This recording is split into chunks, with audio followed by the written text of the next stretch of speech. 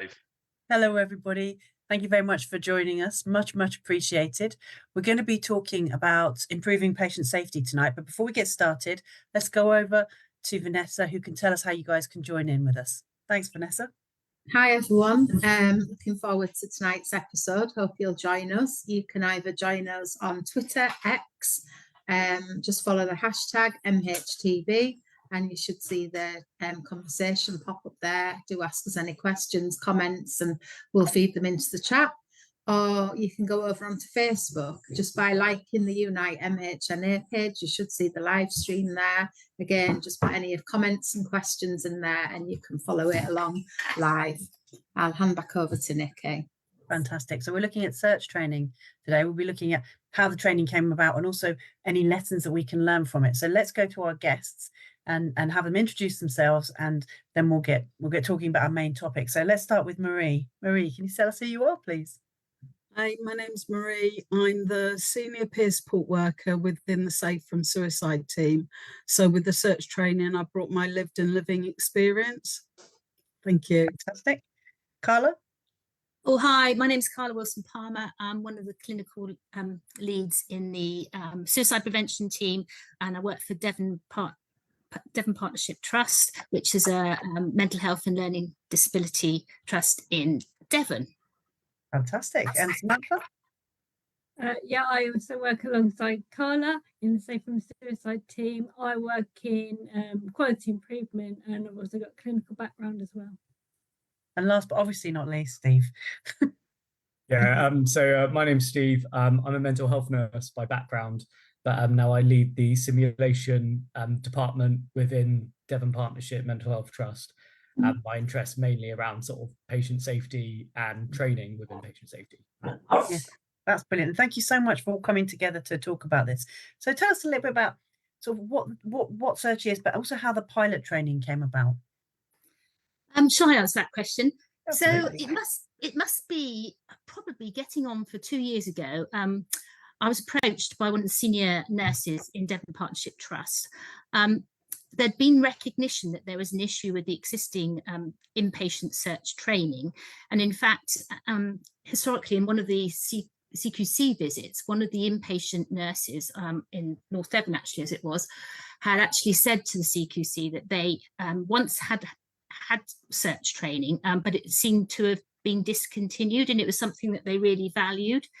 And the only search training that's available in the trust to date is one that's specifically designed for the secure services. So it doesn't really fit with more of sort of generic inpatient mental health admission ward, really. So we were asked if we would work with the simulation team, that's the team that Steve leads, and see if we could come up with something that was going to be suitable for nurses and other clinical staff on the other inpatient units in our trust. Yeah. So for anyone who doesn't know what search is, how would you guys describe it, search training? Shall I answer that one? So search training is basically recognising that inpatient staff obviously have to be very attentive to patient safety and patient experience. So it's about recognising that there's lots of opportunities for patients to bring things onto the ward or have things brought to the ward for them that may be put themselves or other people at risk. So it's about recognising that and thinking about the best ways that we can enhance patient safety and patient experience by providing a training that talks staff through, you know, how they can best safeguard that, how can they thinking about the patient themselves, what items they might bring in. We'll go into more detail. Absolutely. So how did you shift it? Because obviously you say that it was working much more for kind of forensic and secure settings. How did you move that over to kind of the more generic mental health inpatient settings? So shall I answer that one?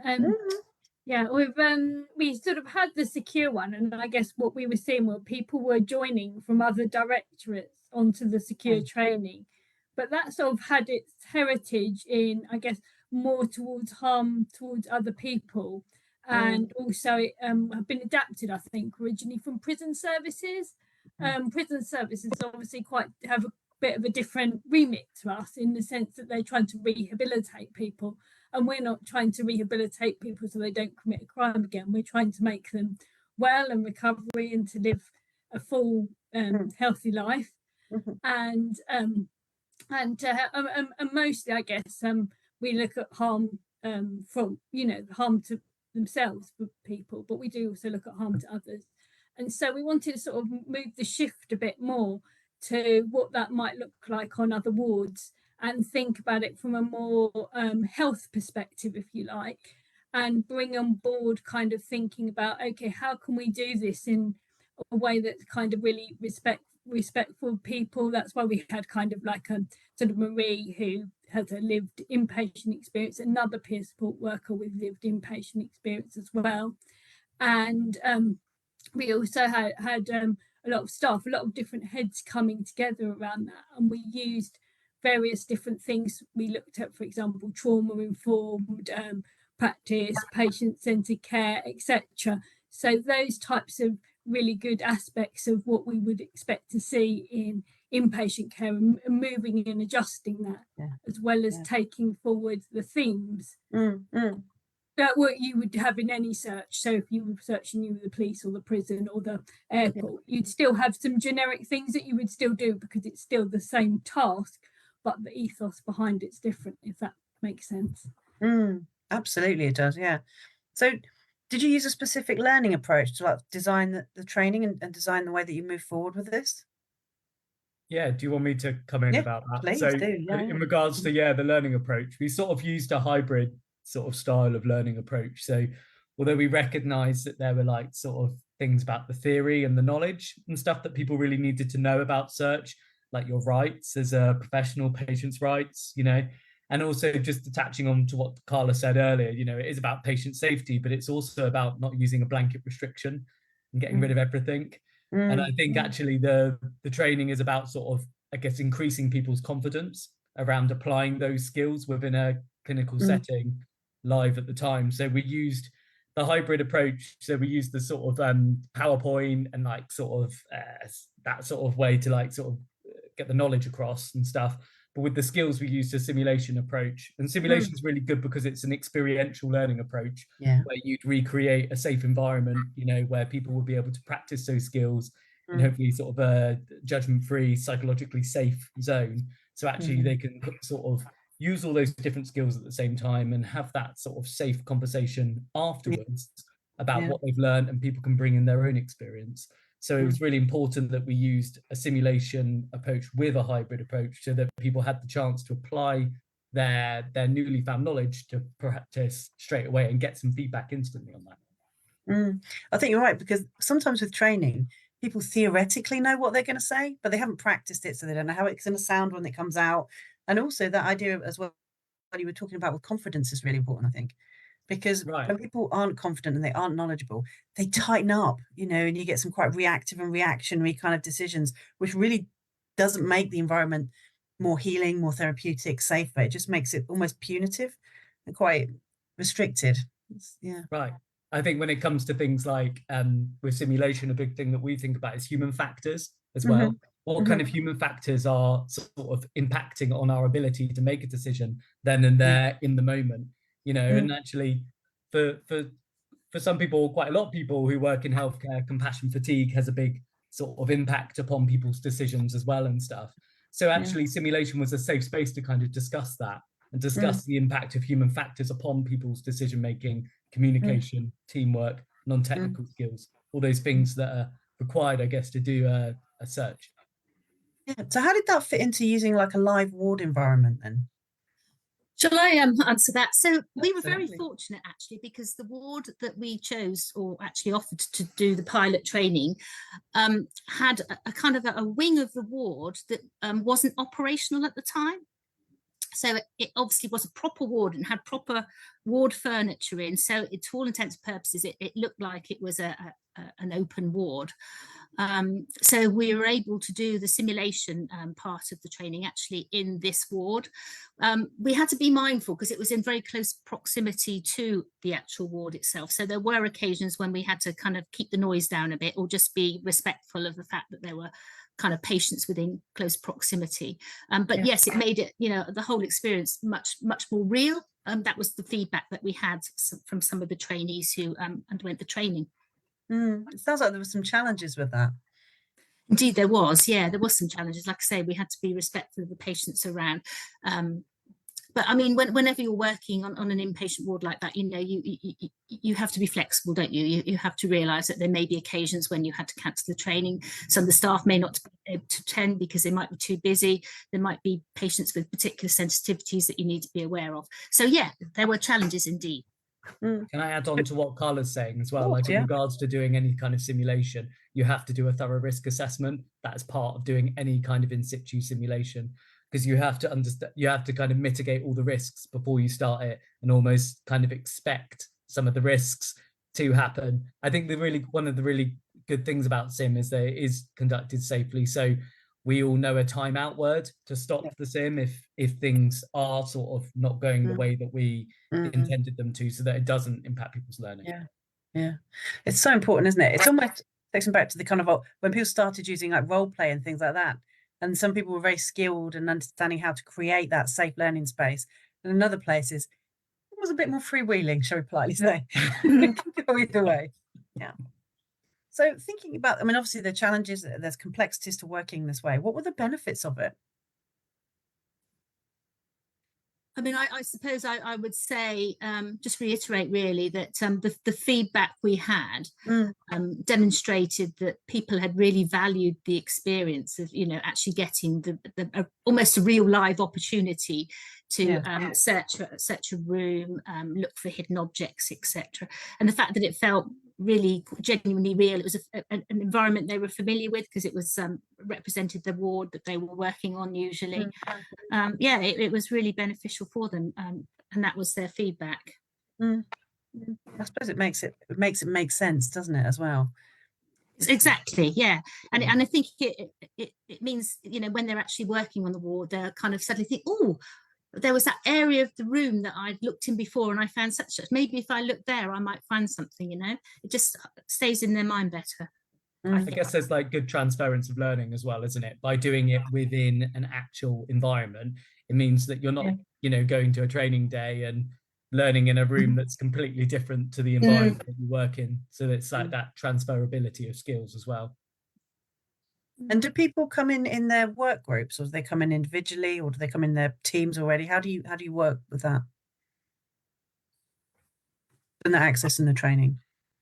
The actual pilot training, if my memory serves me right, I think we had about 6 trainees per session. Was that right, Steve? It was 8. So we had like, so 6 to 8 generally per session, with 2 facilitators and someone acting as a patient as well.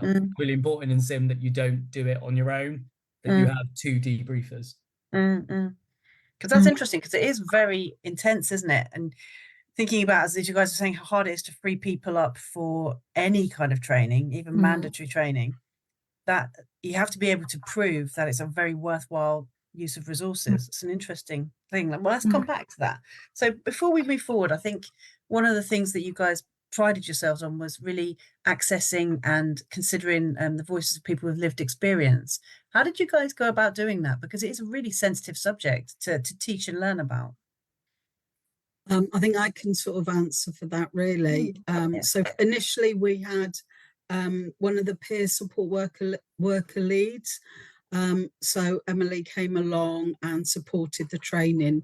And just to sort of explain, peer support is around people with their own lived experience on their recovery journey, offering that hope and opportunity around what their personal recovery means to them.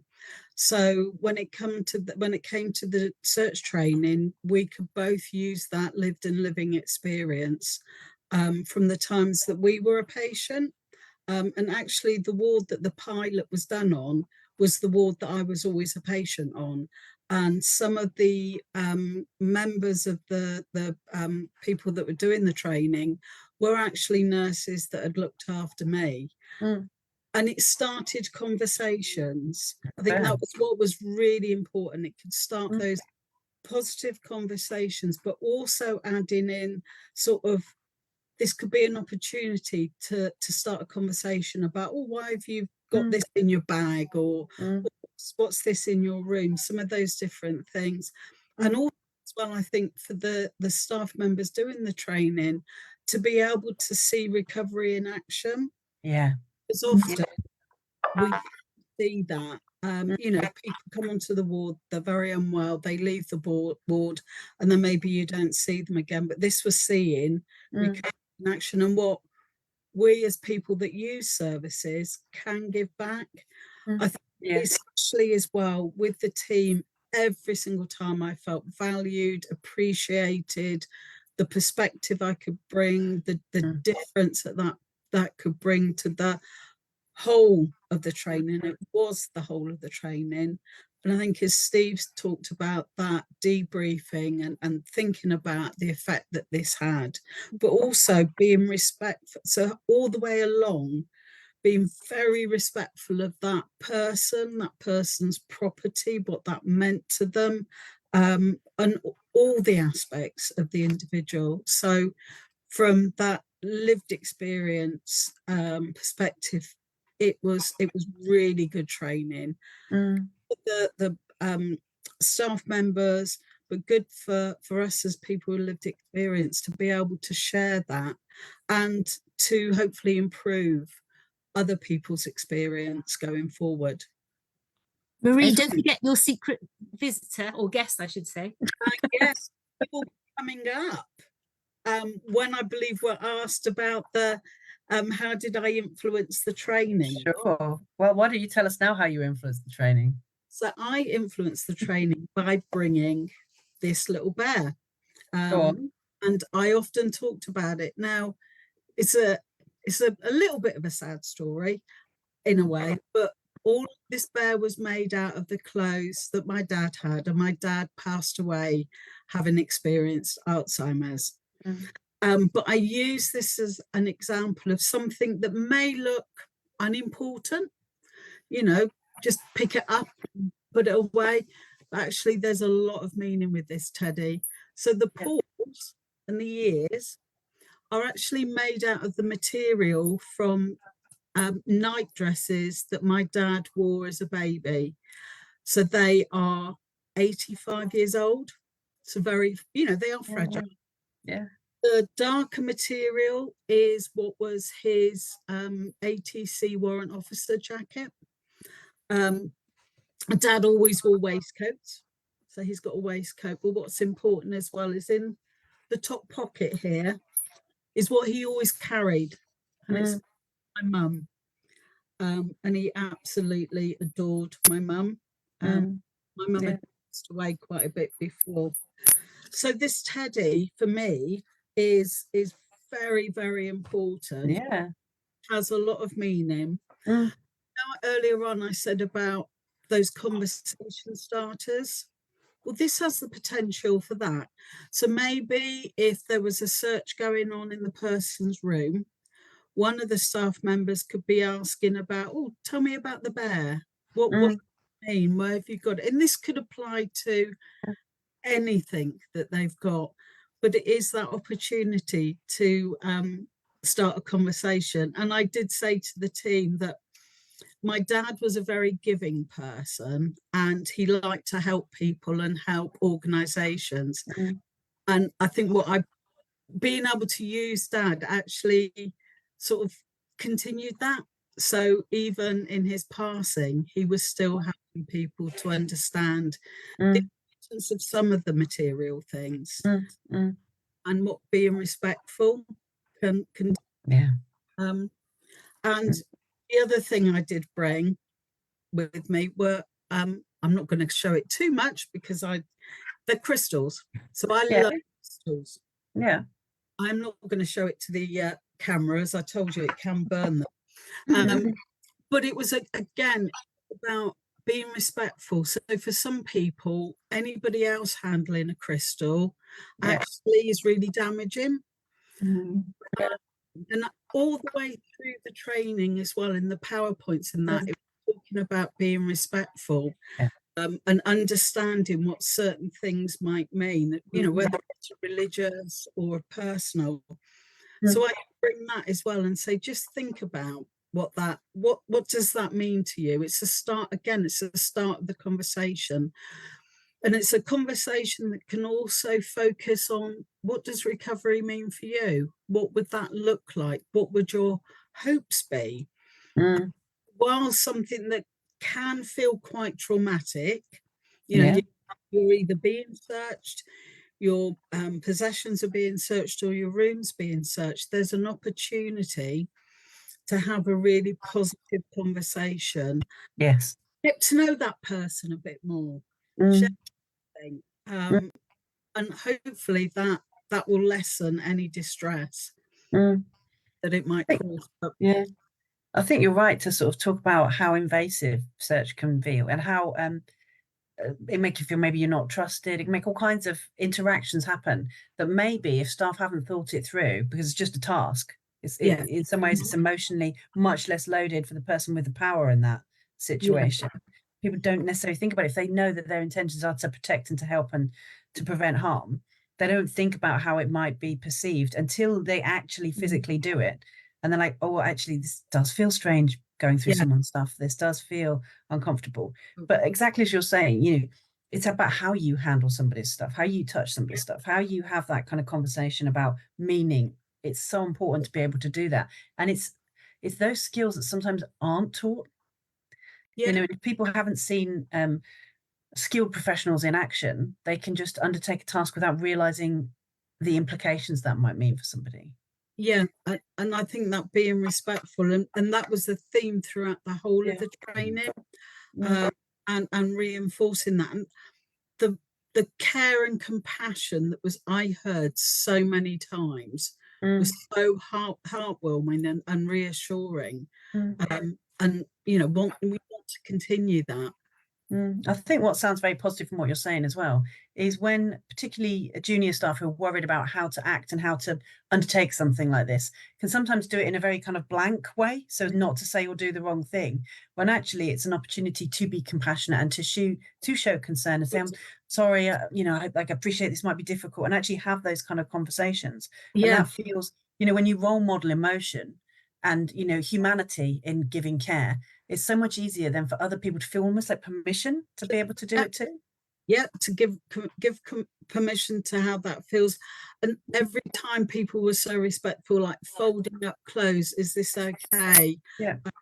And sometimes you're saying, you know, this is I know this is challenging for you, but actually it's something we've got to do, and why you have to do it. But talking all the time, assuring, all of those skills. Yeah. And it's so important as well, because I can remember lots of unintentional harm being caused, you know, just from stupid things like people's personal items being moved in a bin bag, just things like that. And you're like, oh God. And you can absolutely see how it happens. Someone's just trying to find a bag, they can't find a bag, can't find one big enough, and then they do something. You're like, how do you think that feels? How do you think that feels? Completely. But I guess one of the things I'm interested, maybe to come back to Steve about, is how the sort of like so much emotion tied up in this, and also psychological safety issues. So, and you were saying how important it is not to skimp on having people who are able to give feedback. Can you tell us a little bit more about how that process was kept safe and how the learning was developed? Yeah, I think what really struck me, I think something that we came across when we were developing the training. I remember I was kind of putting the PowerPoint together with my colleague Shane, who isn't here in the session, but Shane is a healthcare assistant who helped to do a lot of the teaching of the sessions actually. And we came across this statistic which said 50% of men and 60% of women in inpatient settings report some form of abuse, going up, some form of abuse.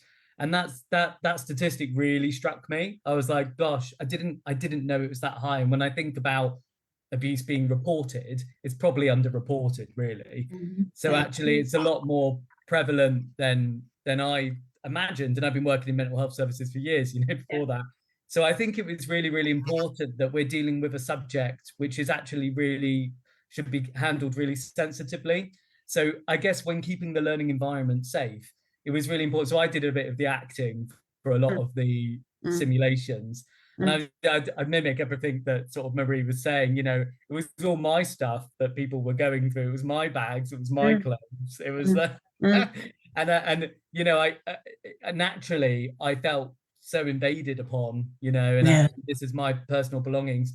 And I think there probably was examples, you know, where people could have done things a bit differently, I would say, differently to what I would do. But it was really important when I fed back. And I think this is another thing about psychological safety and simulation. We kind of take a safety to approach, you know, so we kind of look at the things which the elements of things which maybe weren't as safe, weren't as good, but we also really look at the things which went well. And actually we talk about those things in the debrief that we think went well, and we highlight those things, because I think the main aim of the course was to build people's confidence, wasn't it, around conducting searches. So we're not going to build people's confidence if we're continually telling them what they've done wrong. We need to focus on the things that they did right. And I think we picked up on those elements and we fed those things back. And Marie, it was so good to have Marie there, you know, in the debriefs as well, kind of almost validating a lot of that good practice, you know. So a lot of people did walk away quite happy with the training, really. I think the other thing about having a really well managed debrief is it can make you reflect on your own actions. Say, oh, I never thought, but actually that could have come off a little insensitive, you know. And that's where a lot of the learning is as well, just giving people space to actually process their own actions and thoughts and feelings, or it actually felt very different than I thought it would. It felt harder to do. So I think you've got some really interesting learning points there, particularly as sort of drawing out learning, as you guys are doing, can be really difficult to do. You know, you either get people giving like a thumbs up or a thumbs down, you're like, but it's more nuanced than that. I guess we've talked a little bit about how having like that centralization of service user experience sort of influenced the training. Is there anything anyone wanted to add to that before we move on?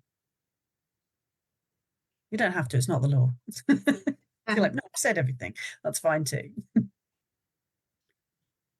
There was something I was going to say, but it's gone completely out of my head. When it comes back, just say it out loud and we'll just come back. That's fine. I think what it was actually was, it was in some ways, it was really good to be there myself and to be able, you know, because I knew the war, because that had been sort of similar experiences. But actually to be able to talk through with some of the people that had looked after me as a patient about what that felt like, or what it might feel like now. And I think that gave that different perspective and something to think about, but always as well, for me, with lived experience, being respectful that you know, of the other people. So respect is two ways. And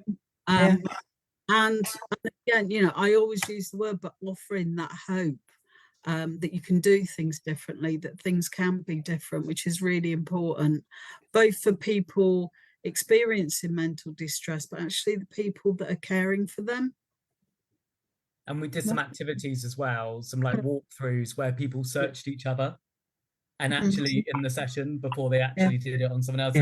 You just can't, doing activities like that in learning is just so, it's such a good thing. Like, I don't know if you if anyone ever remembers when they did if anyone did their nursing training here, when they went in a hoist for the first time, you know, that's it's those sorts of experiences. I think, you know, like if you've had it done to you, you know what it's like. And there's a big thing around that in mental health training.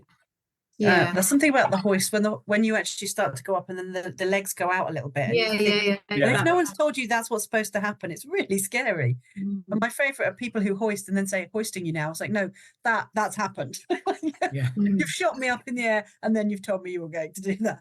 But you only do that stuff once. Yeah, it's good. Let's talk a little bit about the feedback this has had from the people who've experienced it then. How's it gone?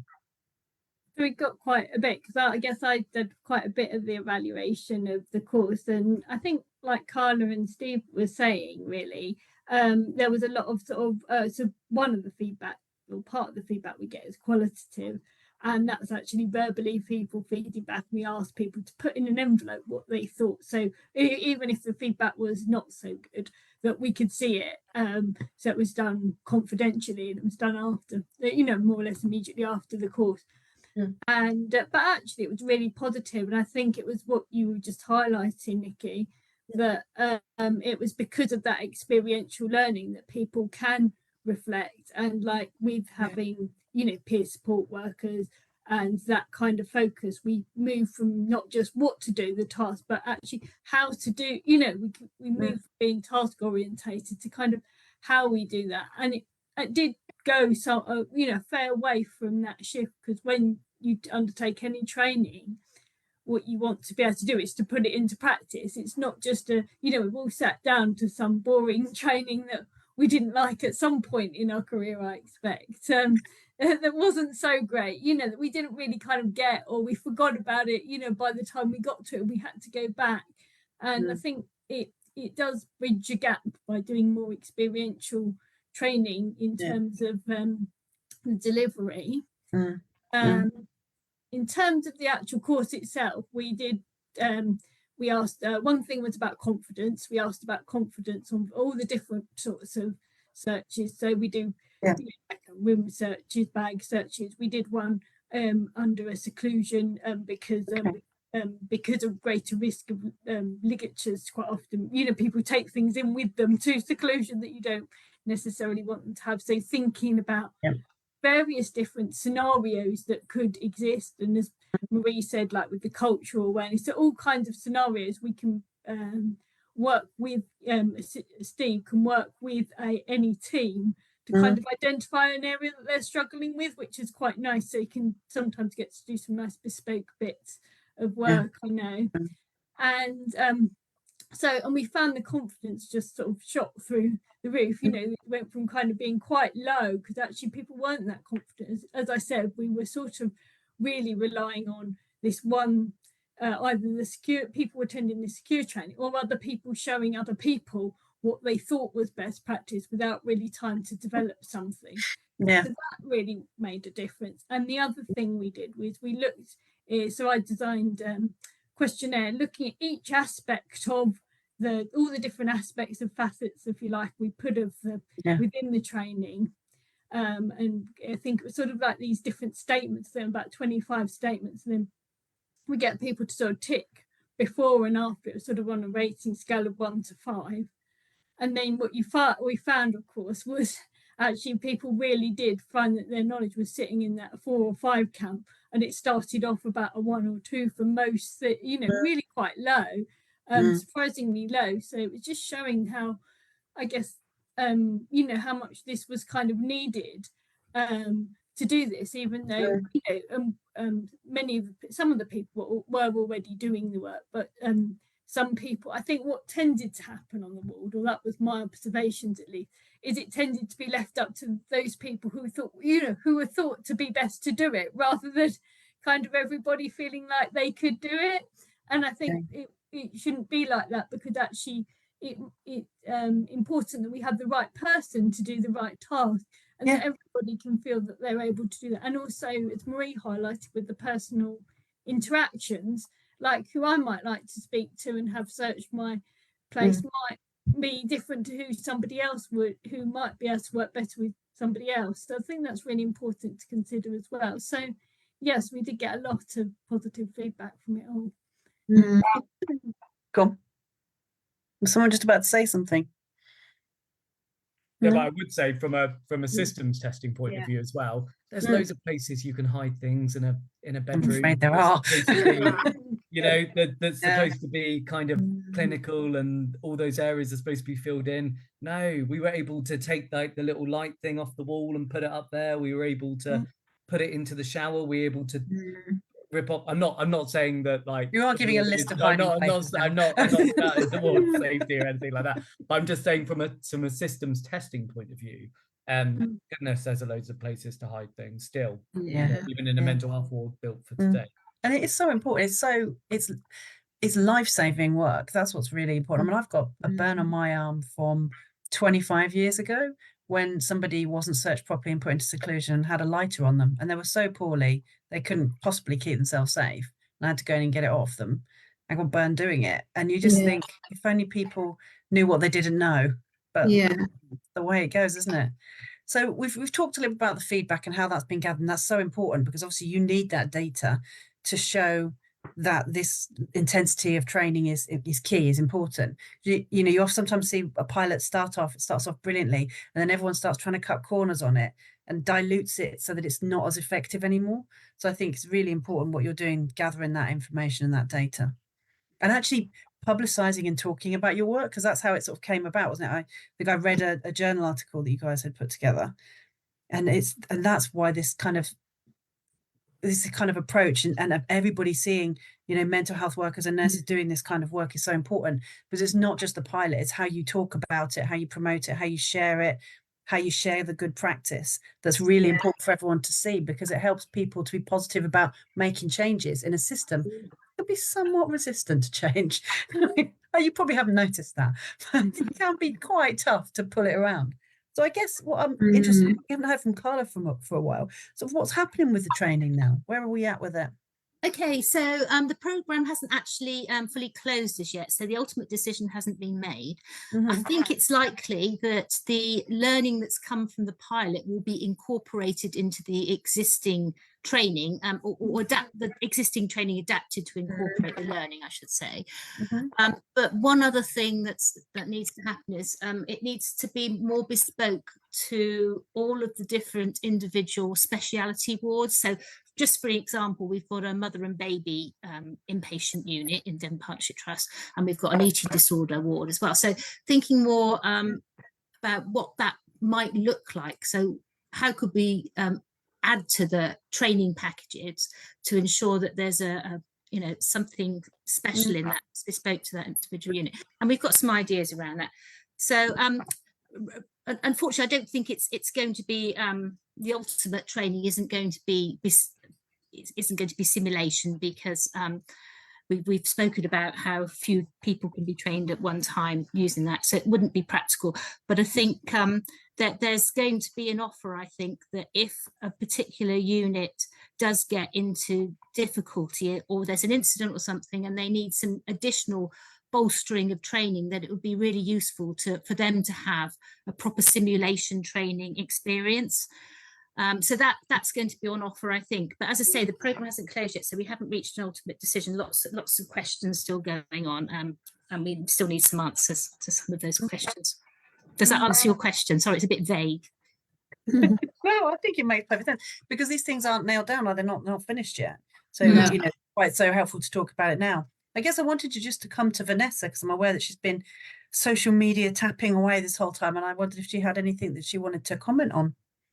Yeah, I suppose for me, it boils down to sort of person-centred care, doesn't it? And, you know, the sort of trauma-informed aspect. So indirectly, when Nicky was talking about the bags, and I remember, you know, having to use people's leave beds years ago, and, you know, putting people's belongings in bags. And then not so long ago, I saw an advert, I think it was on TV, which was about people in care, and it was a campaign for people in care to have suitcases rather than bags.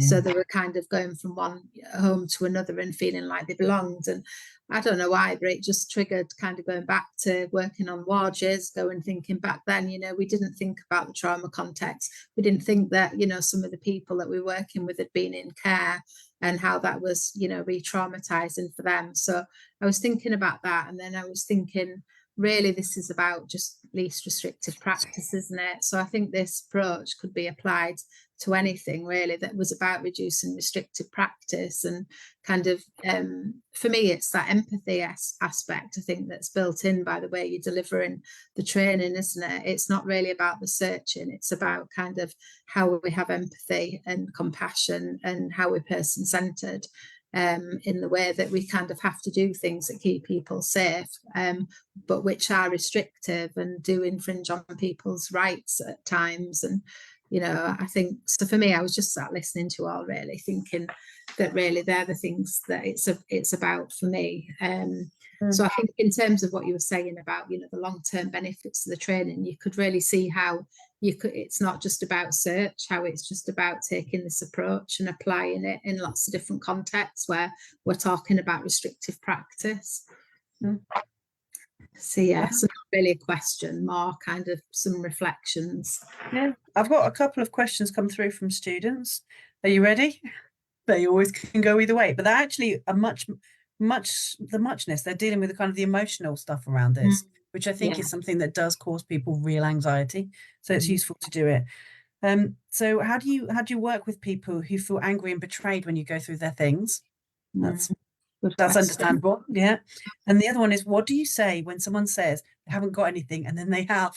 Which I'd like, because I mean, then you've got that kind of like really awkward for holding it, that it's definitely there. And both of those things seem to be around the therapeutic relationship. So the first one was about with people whose feelings, you know, that they feel like you've done something bad to them. And the second one is what happens when it gets rather awkward and they've promised you that everything is fine and then it's not. So who wants to take those? I mean, I've got a couple of sort of Yeah, views that I absolutely. did, but I don't know, Marie, if you wanted to come from a sort of lived experience. Sort of Everyone point of view can as well, but weigh in on this. I don't think there's going to be a right answer. Yeah. I think some of the better examples were when people were clear and honest with their communication and transparent. You know, I can't stress enough, like, Nicky, you're going to remember this, but what I was taught in uni about Carl Rogers. Yeah, I remember it as well. Yeah, goodness, you can't forget it really, and that transparency is key. The building of that therapeutic rapport is key, and that's something I've never let go of really. Is that actually that genuineness, you know, sort of actually is the most important thing. So when I was sort of acting as a patient in those simulations, I could see through someone when they were lying. You know, I think at one point I think they took my bag and didn't even tell me that they were taking the bag away, and it's that sort of thing that you know is there. So it's just explaining your actions, talking aloud, working as a team, not holding that risk on your own, not you know, you're a whole team, you know, so use your team around you. If you're not getting on with that person and they're, you know, if the patient isn't getting on with that person, then switch it up. You know, bring in another person who might actually be, you know, actually have a bit of rapport. Yeah, that's my thought. But I don't know, Maria, if you had anything. I think, yeah, I mean, thinking back when I was a patient on the ward, and you know, I would lie because I wanted to have stuff that I knew I could harm myself with. It's often that kind of, and you know, using the word, that therapeutic relationship with a staff member over time, and maybe if there's a way you can utilize that, if it is, you know, if that staff, if you know that they've got a good relationship and a trusting one, can you use that? And of course it's going to bring up different feelings as someone, as a patient on a ward. You know, for me that was my way of coping. That was my coping mechanism. If I use that, I could either show the pain or transfer the pain. So you're going to be angry because that's being taken away. What else could, you know, what else is possible? And that might take a little bit of time to find out, but it's so important. And I saw that happening, but again, you know, even the scenarios that we did is for that to be completely real life, because that happens over time. You know, I've often thought some of that is where peer support can come in, because it makes quite a different kind of relationship, because you know, you're using a sort of lived experience. Not that you have to share much of that, but just that, okay, you know what that might feel like. And that came through again in the search training. And I think those were the bits that lived experience can offer. Can I just add something? Is that okay? Of course, yeah. The second part of the question you asked, one of the students was saying, what happens if someone says they haven't got something and then somebody finds something and they feel really bad? I can remember as part of the prep for the training pilot, we got some feedback from some existing patients on the ward about their experiences of being searched. And I remember one lady saying that she'd returned to the ward one day and she'd smuggled in half a bottle of vodka, I think it was. Yeah. So the nurses said to her, have you got anything on your possession that you need to hand in now you're coming back to the ward? And she said, no. Anyway, she went about her business, and anyway, the long and the short of it is somebody found this half bottle of vodka, and she was so terrified she was going to get into trouble. But the actual nurse at that time used humour and said something like, oh, that's all right, that'll be for me when I finish duty this evening or something. And she was so relieved that she wasn't getting into trouble, you know, and she really liked the fact that the person had used humour. And obviously you can't use humour in all situations and with all people, it varies, doesn't it? But in that particular instance, that was the way that the nurse handled it, which worked well for patients. And I think that's really important, because humour can sort of diffuse those situations. Because I know, you know, if something was taken away that was a way of me managing my emotions, there was a lot of anger and frustration. But if you could, you know, it's another opportunity to show someone some other techniques. What else could you use to manage some of those? And what could be extreme emotions and kinds of behaviour. And actually, if you could do that, then there's that opportunity to feel supported and held and understood and respected. You know, all of those things that we talk about, but it's actually possible to do in a situation that could be really distressing if it's handled in that right way, and handled very compassionately and with that empathy. Yeah, absolutely. And you know, if you're a patient, you know when that's real and when it's not. You know if somebody's just saying the words but they're not really feeling them. So it has to be that genuineness. And some, you know, I can think of times, like as Carla said, when something like that was happening, but with a bit of humour, it actually lessened it. Yeah, and you know, you've got to know the person a bit more and be able to use it appropriately. And what I was going to say, one of the activities that we do within the training is around people understanding people's threat systems. So threat systems come into play when things are removed, something important is removed to someone, and we ask these 3 questions, you know, and this is the activity that we do in the room. You know, what do you tend to do when you're feeling anxious or stressed to make you feel better? How would you feel if your ability to do that or the way you can interact with that was taken away?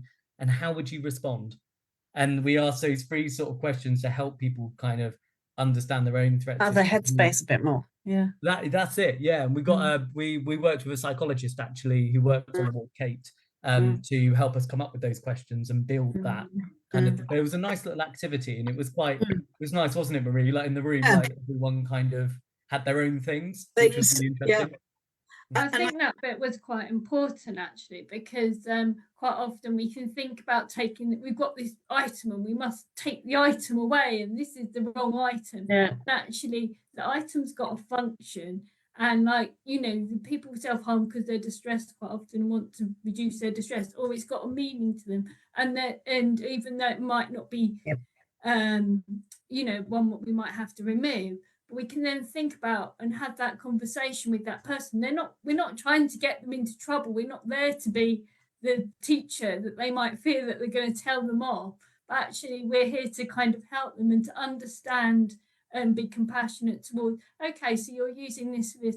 We might have to remove that item, but actually, what can we do instead? What else might work? And when you've got that good relationship, it can foster those types of conversations and bring things forward, and actually find a really good way. It can be an opener rather than I'm here to remove your things and take them away from you, which is what, you know, search can just feel like. But it's so much more. It's so much more than that. It's not, you know, it's not just that. And I think when you can do that and have those conversations, if you found something, then, you know, that's a very good skill to have. I think so. I think one thing that I wish I'd known a bit earlier on in my career was it's not personal. It's not about me. You know, and you think that somehow this is like, oh, it's because they've lied or they've not told me the truth, and it's nothing to do with you. It's to do with that person's distress and coping. And the sooner you get your head around that, the less it kind of gets into this great big thing it doesn't need to be. Yeah. All right, so we're coming to the end now. So I guess it'd be really helpful if we could come around to everybody. And if there's anything that you want to highlight or anything you feel would be really good learning to pass on, we'll come around and we can grab one bit of information off everybody, and then we're going to finish up. But just thank you ever so much for your time today. So let's start with Marie. Marie, is there anything you'd like to leave the audience with? I think, yeah, you know, sort of being very aware of the meaning behind some objects, some things, it can be anything, and also treating those that we are here to serve and each other with that kindness, compassion and respect. I think if you can do that, that is a wonderful thing. And that for me, it was a real pleasure to be part of this pilot, and quite reaffirming that, you know, I've moved this far in my recovery journey, which was a great thing to do. And very much thanks to Daddy's Teddy, who will wave to everybody tonight. I hope people wave back at home. Carla, is there anything that you would like to? Oh, I feel I should have a teddy. Sorry, I haven't got a teddy. Well, I feel No, like I it's a bit mad that nobody else did. For me, I think I would say never underestimate the power of curious, compassionate conversation. That's what I'd say. And like Maria, I had a fantastic time working in the pilot, working alongside colleagues, and also working alongside the inpatient staff. It was amazing. Absolutely. Thank you for that. Samantha? I think it's very similar to sort of Carla and Marie. Just like in everything we do, it's not about like it's so much less in some ways about the task and so much more about the person and being with them and being in their journey and each task that you do, that you can each thing you do, you can give that care, that compassion, that help, that support, and that's what brings the meaning to the role that we do, I think. Definitely. Steve, it's harder, isn't it, as you go last, I think. Yeah. Well, I want to go, I want to agree with everybody, but I kind of want to go against it as well and say, look, it might be a bit about the task, you know, but don't worry, you know, actually simulation, you could use simulation. It doesn't have to be has all the bells and the whistles. Just take yourself to a room somewhere, like on a ward that's not being used, hide a couple of items, work together as a team to find those items and talk about that, you know, because the task is going to be the easier thing to pick up. It's building the rapport and building those therapeutic skills, which take a bit longer, you know. So actually, if you are struggling about the task, practice makes perfect. Just keep trying it. Look at your policies, you know, see what they say and give it a go, you know, because you can mock up a room anytime and give that a go, you know, to make yourself feel more confident. Yeah, I like that. Yeah. Vanessa, is there anything you wanted to say before we finish up? Yeah, no, I think everyone's already said it. It's been really great to listen to you all and hear about it. I think it's a really great example that could be, as I say, applied, I think, in so many different contexts. And, you know, as everyone said, you know, the most important elements are for me around that empathy, compassion, you know, being trauma informed. And I think that's really come across. So there's a lot for me to think about myself, you know, in terms of my own practice and leadership. But I think that, it's just been really good to hear about it all and to listen to you all, and quite inspiring, really, I think, the approach that you've taken. So thank you. Yeah, thank you ever so much for sharing that with us. It's been really helpful, and I think it will be really helpful to other people as well who are struggling to think about how to manage difficult tasks and difficult experiences. So thanks again, and thank you for watching, guys. Good night, and we'll see you soon. Take care. Bye-bye. Bye. Bye. Bye.